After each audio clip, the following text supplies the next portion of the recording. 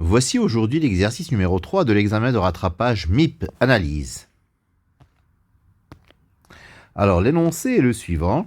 Soit A et B deux réels, on considère la fonction h définie sur R étoile par h de x égale x moins 1 facteur 2 ln de x moins 1 si x est supérieur ou égal à 1.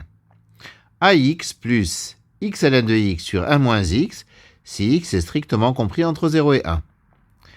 Et sinus bx sur x moins 2 si x est strictement négatif. Première question, déterminer A pour que h soit continu en 1. Deuxième question, montrer que h n'est pas dérivable en 1. Troisième question, déterminer B pour que h admette un prolongement par continuité en 0. Quatrième question, donner l'équation de la tangente à h au point de coordonnées 2, h de 2. Alors, h est continu en 1 si la limite lorsque x tend vers 1 moins de h de x égale la limite lorsque x tend vers 1 plus de h de x égale h de 1. Alors, la limite lorsque x tend vers 1 plus de h de x, c'est égal à h de 1, et ça vaut, en remplaçant 1 moins 1 facteur 2 ln de 1 moins 1, c'est-à-dire 0 fois moins 1, c'est-à-dire 0. La limite lorsque x tend vers 1 moins de h de x, c'est la limite lorsque x tend vers 1 de ax plus x ln de x sur x moins 1. Mais la limite lorsque x tend vers 1 de ln de x sur x moins 1, ça vaut 1. C'est une limite connue. Donc, la limite lorsque x tend vers 1 de x ln de x sur x moins 1, ça vaut 1 aussi. 1 fois 1, ça fait 1. Donc, la limite lorsque x tend vers 1 moins de h de x, c'est a plus 1. Pour que h soit continu en 1, il faudrait donc que h plus 1 vaille 0. C'est-à-dire que a égale moins 1. Alors, montrons que h n'est pas dérivable en 1. La limite lorsque x tend vers 1 plus de h de x moins h de 1 sur x moins 1, c'est la limite lorsque x tend vers 1 plus de ln de x moins 1, et ça vaut moins 1. La limite lorsque x tend vers 1 moins de h de x moins h de 1 sur x moins 1, donc c'est la limite lorsque x tend vers 1 moins de moins x, en fait c'est ax, mais a vaut moins 1, donc ça fait moins x, plus x ln de x sur x moins 1, le tout multiplié par 1 sur x moins 1. Ceci donne la limite lorsque x tend vers 1 moins, je réduis au même dénominateur, moins x carré plus x ln de x, le tout sur x moins 1 au carré. Je fais un petit changement de variable, j'oppose x moins 1 égale h, c'est-à-dire x c'est 1 plus h. J'obtiens donc moins 1 plus h au carré plus 1 plus h plus 1 plus h ln de 1 plus h, le tout sur h carré. C'est-à-dire la limite lorsque h tend vers 0 moins, je développe moins 1 moins 2h moins h carré plus 1 plus h plus 1 plus h ln de 1 plus h sur h carré. C'est-à-dire moins h carré en calculant plus 1 plus h ln de 1 plus h sur h carré.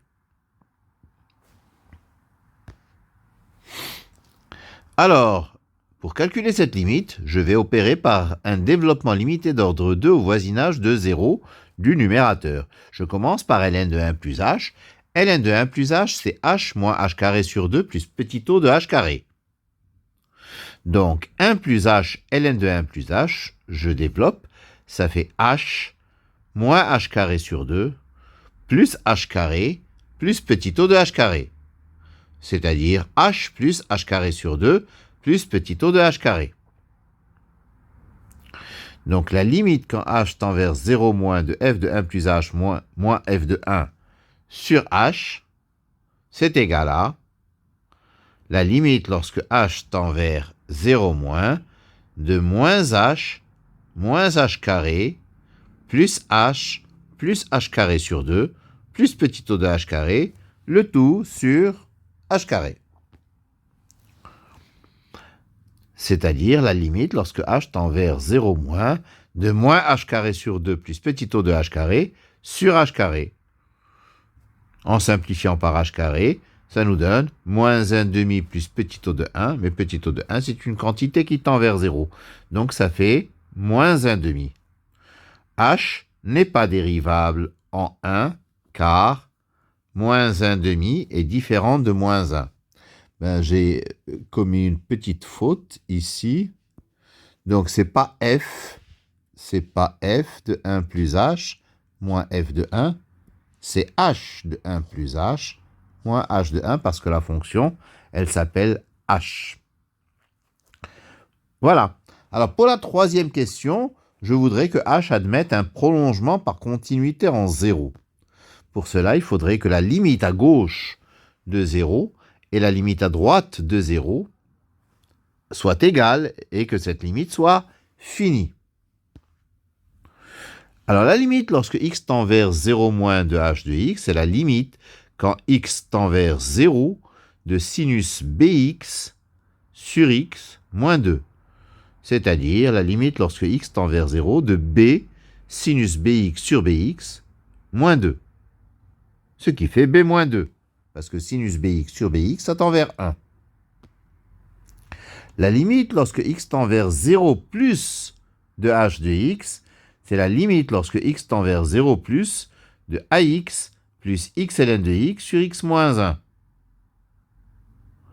Et ceci fait 0.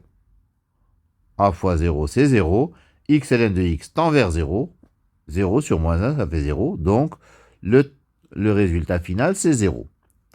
Pour qu'il y ait prolongement par continuité, il faut que b moins 2 vaille 0. C'est-à-dire b égale 2. Quatrième question, la tangente en 2h de 2. L'équation de la tangente, c'est y égale h' de 2, facteur de x moins 2, plus h de 2.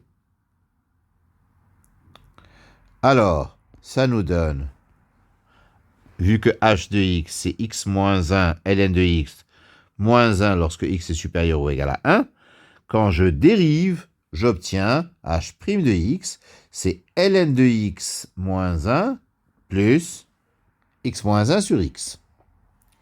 Donc h de 2, ça vaut 2 moins 1 facteur de ln de 2 moins 1, c'est-à-dire ln de 2 moins 1. Et h' de 2, ça donne ln de 2 moins 1 plus 1 demi, c'est-à-dire ln de 2 moins 1 demi. L'équation de la tangente est donc ln de 2 moins 1 demi facteur de x moins 2 plus ln de 2 moins 1. Je développe, ça fait ln de 2 moins 1 demi fois x moins 2 ln de 2 plus 1 plus ln de 2 moins 1. Ça fait y égale ln de 2 moins 1 demi facteur de x moins ln de 2. L'ordonnée à l'origine, c'est moins ln de 2. Le coefficient directeur, c'est ln de 2 moins 1 demi. Voilà pour cet exercice 3 de l'examen de rattrapage. Merci de votre attention.